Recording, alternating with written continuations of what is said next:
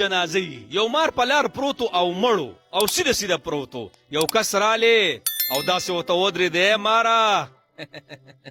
سیده شوې خو د مرګ نه پس نو ای ټیک ټاکرو زنانو جینکو په خپل بدن خو پرده نه راچوئ خو دا پرده به د باندې بیا د مرګ نه پس راچئ ښه ولی د جنازې په ټیم کې په زنانه باندې یو مضبوط صادر راواچئ که نه دا ایجاد خو د فاطمې رضی الله تعالی عنها دی چې کله وفات کېده الله نو بیبي ته وایي داسې به نه چې زما د مرګ نه پس زما په دې کټ باندې تاسو کېدی چې زما دا کټ هم چاته نه ښکاري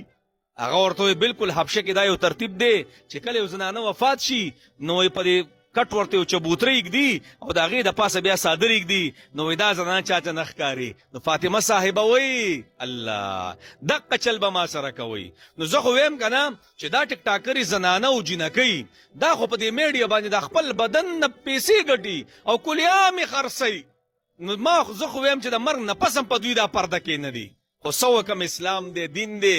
زه شم د خپل اسلام او دین نه زه هغې زنانو ته ویم چې یو وس نصیحت د دې نه حاصل کوي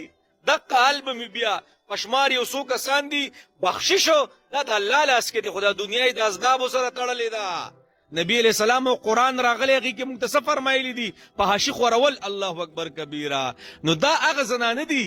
چې د خپل بدن به نمایش ته ایښودو او د مرګ نه پس پې بیا درېمګړی صادر واچئ الله الله که دا هم د دوی په وس کې وی که نه والله په دغه ټایم کې هم دوی په ځان صادر نه پرېښودو خو بس